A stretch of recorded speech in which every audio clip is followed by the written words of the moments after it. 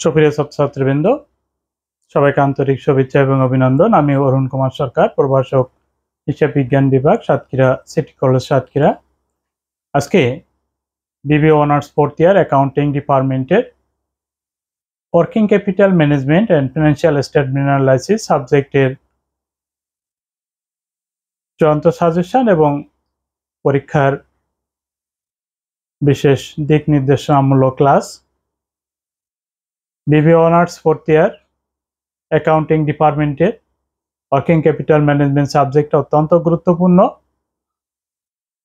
এবং এই সাবজেক্ট খুব সহজে এ প্লাস পাওয়া সম্ভব।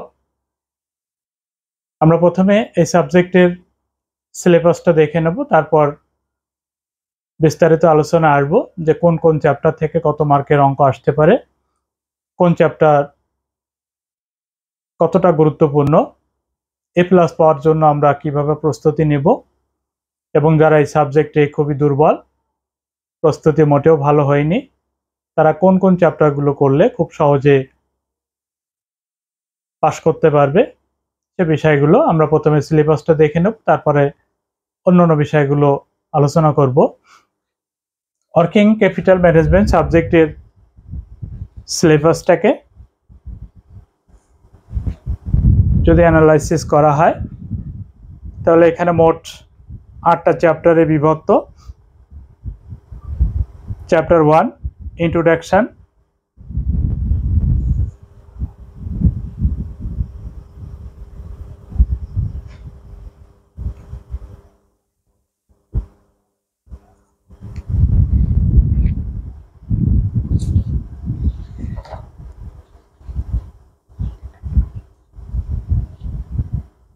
বা আমরা লিখতে পারি introduction to working capital.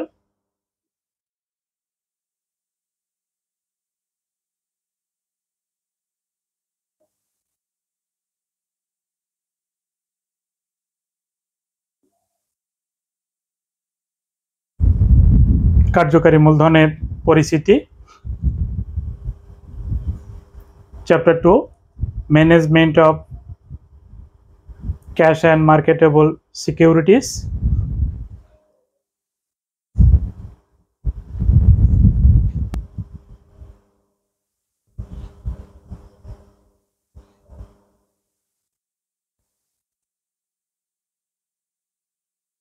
Management of cash and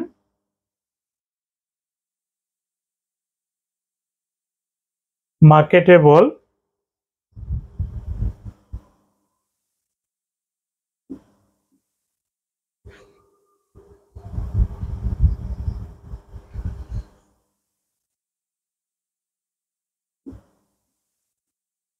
securities. Chapter 3 নগদ বাজারযোগ্য সিকিউরিটি ব্যবস্থাপনা। Chapter 3 accounts receivable management.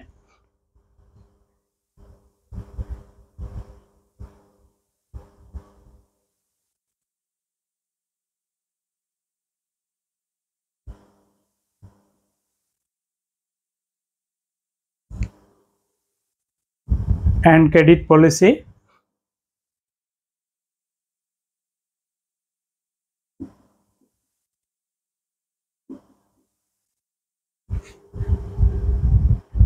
প্রাপ্য হিসাব ব্যবস্থাপনা ও ধারে বিক্রয় নীতি। Chapter 4 inventory management.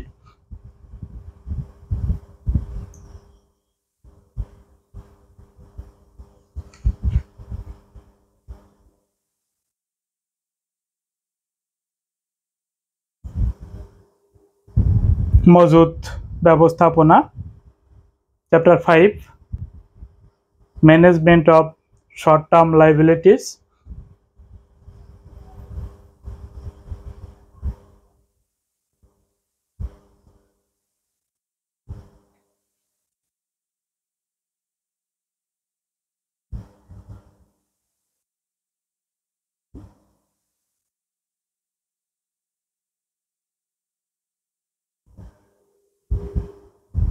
স্বল্পমেয়াদী দায় ব্যবস্থাপনা। Chapter 6 a preview of company fundamentals,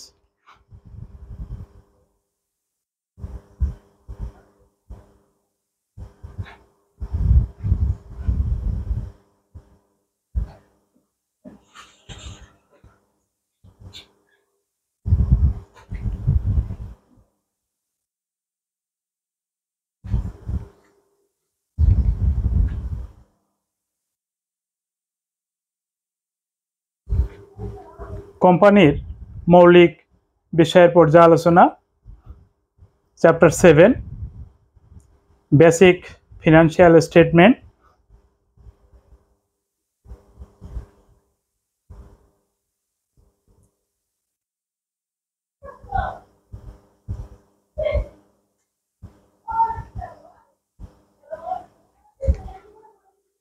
analysis technique,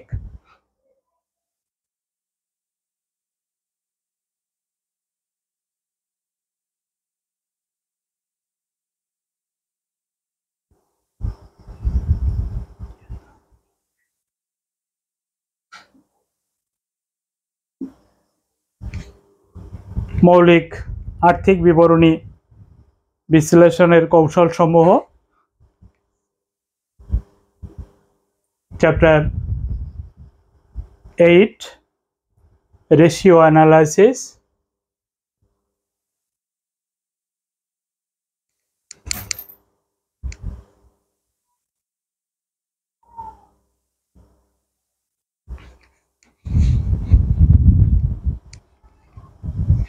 অনুপাত বিশ্লেষণ। এই সাবজেক্টটা টোটাল 8টা চ্যাপ্টারে বিভক্ত এবং এই 8টা চ্যাপ্টারের মধ্যে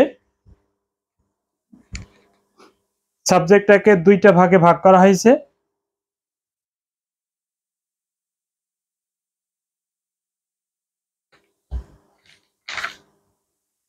একটা হলো ওয়ার্কিং ক্যাপিটাল ম্যানেজমেন্ট, এখান থেকে 60% অঙ্ক থাকবে টোটাল প্রশ্নের, এবং আর্থিক বিবরণী বিশ্লেষণ বা ফিনান্সিয়াল স্টেটমেন্ট অ্যানালাইসিস থেকে 40%। তাহলে 80 মার্কের যদি আমরা 40% করি, 32 মার্কের প্রশ্ন আসবে আমাদের 6, 7 এবং 8 এই 3টে চ্যাপ্টার থেকে 40%। তাহলে 80 মার্কের 40% হলে 32 মার্কস আসে, এবং চ্যাপ্টার 1 থেকে চ্যাপ্টার 5 পর্যন্ত এখান থেকে আমাদের 60%, অর্থাৎ 80 মার্কের 60% যদি আমরা করি তাহলে 48 মার্কের প্রশ্ন আসবে। 2টা প্যাটার্ন বিভক্ত থাকবে। এরপর আমরা দেখে নেব কোন কোন চ্যাপ্টার থেকে আমাদের কোন ক্যাটাগরির অঙ্ক আসতে পারে। যদি আমরা বিগত 10 বছরে ইউনিভার্সিটি কোশ্চেন অ্যানালাইসিস করি, সেখানে দেখা যায় প্রত্যেক বছরই চ্যাপ্টার 1 থেকে একটা অঙ্ক আসে, এবং সেটা পার্ট সিতে। অথবা আমরা চ্যাপ্টার 1 থেকে একটা অঙ্ক কনফার্ম পাবো পার্ট সিতে, চ্যাপ্টার 2, এবং এই পার্ট সি যে অঙ্কটা আমরা পাবো এটা কিন্তু অত্যন্ত সহজ একটা অধ্যায়। এটা আমরা ইতিপূর্বে অনার্স 3rd ইয়ারে ফিনান্সিয়াল ম্যানেজমেন্ট সাবজেক্টে এই চ্যাপ্টার সম্পর্কে আমরা ধারণা নিয়ে এসেছি, এজন্য আমরা খুব সহজে এই চ্যাপ্টারের অ্যান্সার করতে পারি। Chapter 2 management of cash and marketable securities, নগদ এবং বাজারযোগ্য সিকিউরিটি ব্যবস্থাপনা। এখান থেকে প্রতি বছর 2টা করে অঙ্ক আসে, এবছরও 2টা অঙ্ক আসার সম্ভাবনা আছে, পার্ট বিতে একটা এবং পার্ট সিতে একটা। এই চ্যাপ্টারটাও কিন্তু আমরা অনার্স 2nd ইয়ারে এবং অনার্স 3rd ইয়ারে শিখেছি, ইন্টারমিডিয়েট অ্যাকাউন্টিং এবং ফিনান্সিয়াল ম্যানেজমেন্টে। অতএব এই চ্যাপ্টারটা সম্পর্কে আমাদের কনসেপ্ট 80 থেকে 90% ক্লিয়ার আছে, বাদ বাকি 10% আমাদের এখন শিখতে হবে। চ্যাপ্টার 3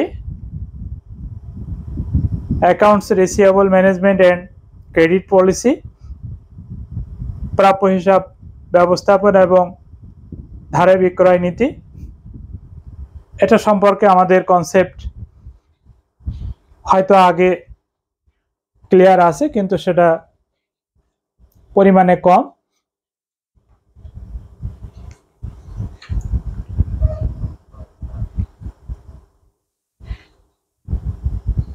এবং এই চ্যাপ্টার 3 থেকে আমাদের প্রতি বছরই কিন্তু অঙ্ক আসে।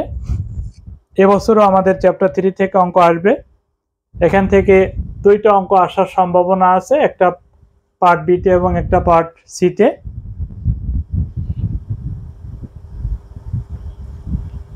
এই চ্যাপ্টার 3 সম্পর্কে আমাদের কিছু কনসেপ্ট ক্লিয়ার করা আছে ইন্টারমিডিয়েট অ্যাকাউন্টিংয়ে। এরপর চ্যাপ্টার 4 ইনভেন্টরি ম্যানেজমেন্ট, মজুত ব্যবস্থাপনা। এই মজুত ব্যবস্থাপনা এই চ্যাপ্টারটা আমরা কস্ট শিটে শিখেছিলাম।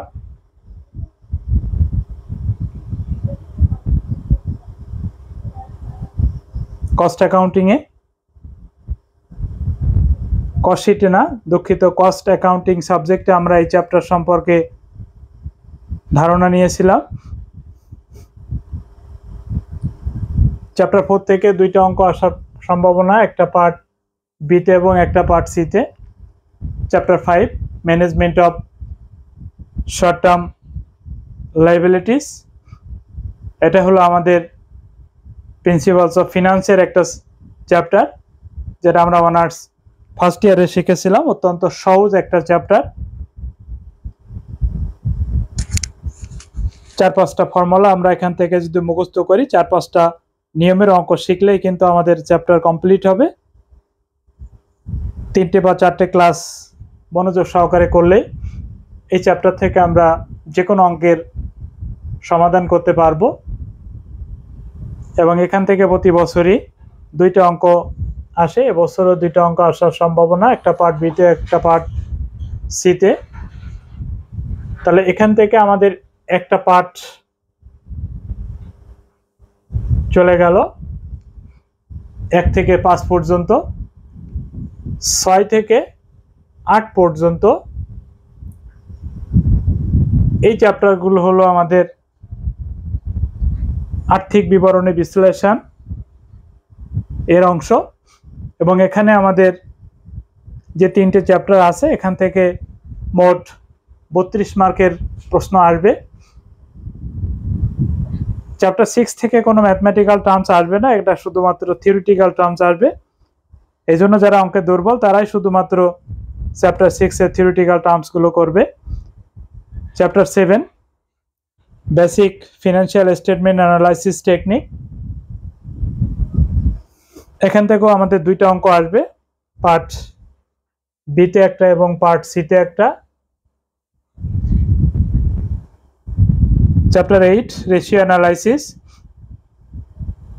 এখান থেকেও 2টা অঙ্ক আসবে, একটা পার্ট বিতে একটা পার্ট সিতে। মূলত চ্যাপ্টার 7 এবং চ্যাপ্টার 8 দুটো চ্যাপ্টারই আমরা শিখেছি রেশিও অ্যানালাইসিস বা অনুপাত বিশ্লেষণ শিরোনামে। প্রিন্সিপালস অফ অ্যাকাউন্টিংয়ে আমাদের ছিল অনার্স ফার্স্ট ইয়ারে। মোটামুটি আমরা যে চ্যাপ্টারগুলো টোটালি যদি আমরা অবজার্ভ করি, তাহলে দেখা যায় এই সাবজেক্টে A+ পাওয়া সবচাইতে সহজ, কারণ অধিকাংশ চ্যাপ্টারগুলো সম্পর্কে আমাদের কম বেশি ধারণা আছে। এজন্য যদি আমরা অল্প একটু টেকনিক অবলম্বন করে চ্যাপ্টারগুলোর প্রস্তুতি নেই, তাহলে এই সাবজেক্টে খুব সহজে আমরা প্লাস পেতে পারি। যারা 2022 সালের পরীক্ষার্থী তারা 2014, 16, 18 এবং 20 এই ইউনিভার্সিটি কোশ্চেনের অ্যান্সারগুলো অবশ্যই ভালোভাবে প্র্যাকটিস করবে। এবং অনার্স চতুর্থ বর্ষের যারা পরীক্ষার্থী তারা নিশ্চয়ই দেখেছ যে প্রথম দিনের পরীক্ষার প্রশ্ন ইউনিভার্সিটি কোশ্চেন এর কমনের হার অনেকটা কম, যদিও দ্বিতীয় দিন অনেকটা প্রশ্ন এসেছে। এজন্য সবার জন্য যে পরামর্শটা থাকবে সেটা হলো প্রত্যেকটা চ্যাপ্টারে বেসিক বিষয়গুলো ভালোভাবে জানতে হবে, কারণ বেসিক বিষয় যদি জানা থাকে যে কোনো অঙ্কের সমস্যার সমাধান সহজে করা যাবে।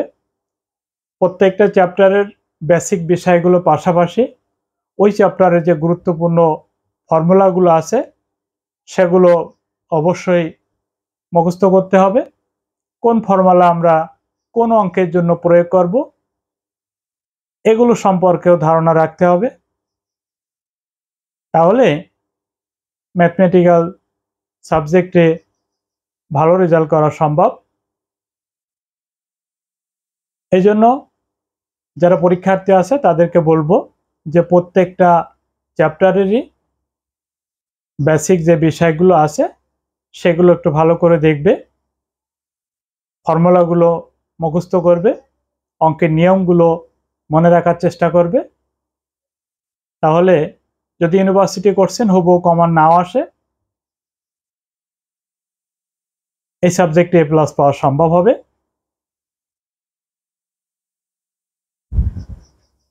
এরপর আমরা একটু দেখব যে কোন কোন চ্যাপ্টারগুলো A+ পাওয়ার জন্য আমরা প্র্যাকটিস করব, কোন কোন চ্যাপ্টারগুলো যারা শুধুমাত্র পাস করতে চায় তারা অঙ্কের জন্য প্রস্তুতি নেবে। স্বাভাবিকভাবে যাদের কাছে সাবজেক্টটা কঠিন লাগে, সারা বছর হয়তো অনেকে পড়তে পারে না, চাকরি বা ব্যবসা বা সংসারের কাজে অনেক ব্যস্ত থাকে, তাদের জন্য একটা শর্ট সাজেশন থাকবে। মোট যে 8টা চ্যাপ্টার এখানে আছে, এখান থেকে তারা যদি 3টে চ্যাপ্টার ভালোভাবে কমপ্লিট করে তাহলে এই সাবজেক্টে পাস করা খুব ইজি হয়ে যাবে। চ্যাপ্টার 2, চ্যাপ্টার 5, চ্যাপ্টার 7, চ্যাপ্টার 8 এই 4টে চ্যাপ্টার যদি কেউ কমপ্লিট করে তাহলে 100% একটা ভালো রেজাল্ট হবে। আর যদি শুধু পাস করার ইচ্ছা থাকে এখান থেকে যে কোনো একটা চ্যাপ্টার বাদ দিতে পারো। তবে যেহেতু প্রশ্ন ইউনিভার্সিটি কোশ্চেন হুবহু রিপিট করছে না, যখন আমরা 3টে চ্যাপ্টার কমপ্লিট করব প্রত্যেকটা চ্যাপ্টারের প্রত্যেকটা নিয়ম সম্পর্কে কনসেপ্ট ক্লিয়ার হতে হবে, তাহলে আমরা 3টে চ্যাপ্টার করেও ভালো রেজাল্ট করতে পারি। তবে আমরা যদি 4টে চ্যাপ্টার কমপ্লিট করি শুধুমাত্র পাস না, পাসের পাশাপাশি আমাদের ভালো রেজাল্ট হওয়ার একটা সম্ভাবনা থাকবে। এমনকি যদি আমরা 4টে চ্যাপ্টার কমপ্লিট করি তাহলে প্রশ্ন যদি নিয়মের মধ্যেই আমরা অ্যান্সার করতে পারি, 4টে চ্যাপ্টার কমপ্লিট করেও আমরা প্লাস পেতে পারি। কিভাবে পেতে পারি সেই ক্যালকুলেশনটা একটু দেখাবো। আমরা এখানে 2, 5, 7 এবং 8, 2, 2, 5, 7 এবং 8 এই 4টে চ্যাপ্টার, প্রত্যেকটা চ্যাপ্টারে দেখো পার্ট বি এবং সিতে অঙ্ক আসার সম্ভাবনা আছে। আমরা প্রশ্নের প্যাটার্ন সম্পর্কে সবাই জানি, part A, part B, part C, এভাবে আমাদের প্রশ্নগুলো আসে। পার্ট বিতে যদি আমরা 4টে চ্যাপ্টার কমপ্লিট করি এবং 4টে ম্যাথ যদি করতে পারি তাহলে আমরা 20 মার্ক পাবো খুব সহজে। পার্ট সিতে যদি আমরা 4টে ম্যাথ কমপ্লিট করতে পারি তাহলে 40 মার্ক পেয়ে যাব। পার্ট এ তে যদি আমরা বিগত ইউনিভার্সিটি 4টে বা 5টা কোশ্চেন কমপ্লিট করি তাহলে 50% কমন আমরা পাবো নিশ্চিত, অর্থাৎ 5টা প্রশ্নে অ্যান্সার করলে আমরা 5 মার্ক পাবো, টোটাল আসে 65। ইন কোর্সে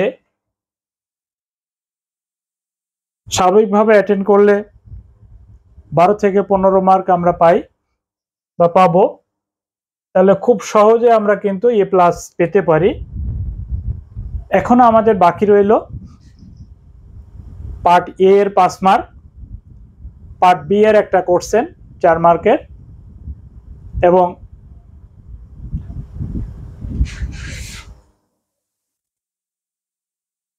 আমরা এখানে 4 মার্ক বেশি লিখে ফেলছি।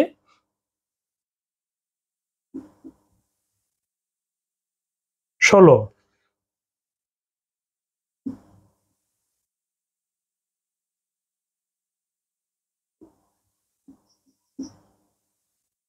76। বাকি রইল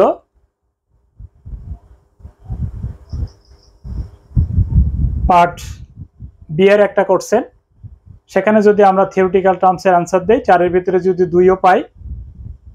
পার্ট সিতে একটা কোশ্চেন আমাদের এখনো বাকি আছে, এটা যদি আমরা থিওরিটিক্যাল টার্মসে অ্যান্সার দেই, 10-এর ভিতরে যদি 40%ও আমরা পাই, 4 মার্ক পাই, তাহলে কিন্তু 4 আর 2 6, আরো 6 মার্ক আমরা পাবো, তাহলে 82 আমরা পেয়ে যাচ্ছি। কোনো কারণে যদি আমরা পার্ট বিতে একটা কোশ্চেন অ্যান্সার দিতে নাও পারি, সেক্ষেত্রে আমরা পার্ট এতে আরো কিন্তু 5 মার্কের আমাদের কোশ্চেনের অ্যান্সার দেওয়ার একটা সুযোগ আছে। সব মিলিয়ে 4টে চ্যাপ্টার থেকেও কিন্তু আমরা এ প্লাস পেতে পারি। আর যারা এ গ্রেড বা এ প্লাস পেতে ইচ্ছুক তাদের জন্য পরামর্শ থাকবে তারা সবগুলো চ্যাপ্টারই কমপ্লিট করবে।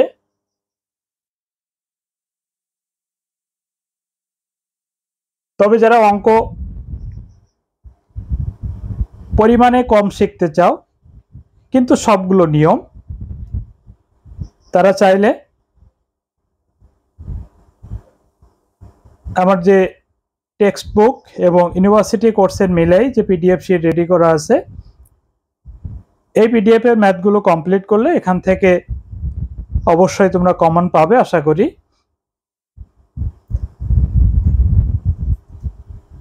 আর যারা অঙ্কে দুর্বল, একাধিকবার পরীক্ষা দিয়েও পাশ করতে পারছো না, তারা পার্সোনালি যোগাযোগ করতে পারো আমার সঙ্গে, আমি সার্বিক সহযোগিতা করার চেষ্টা করব। যারা অঙ্কে খুবই দুর্বল তাদের জন্য এই পরামর্শ থাকবে। পাশাপাশি তারা ম্যাথের পাশাপাশি কিছু থিওরিটিক্যাল টার্মসের জন্য প্রস্তুতি নেবে, কারণ এই সাবজেক্টে প্রতি বছরই 25 থেকে 30 মার্কের থিওরি আসে। এই জন্য অঙ্কের পাশাপাশি তারা অবশ্যই কিছু থিওরিটিক্যাল টার্মসগুলো পড়বে। থিওরিটিক্যাল টার্মস সবাই 1-2টা প্রশ্নের জন্য প্রস্তুতি নেবে পার্ট বি এবং পার্ট সিতে।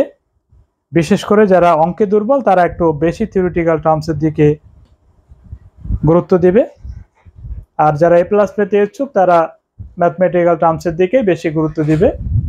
আর এই সাবজেক্টে প্রত্যেকটা চ্যাপ্টারের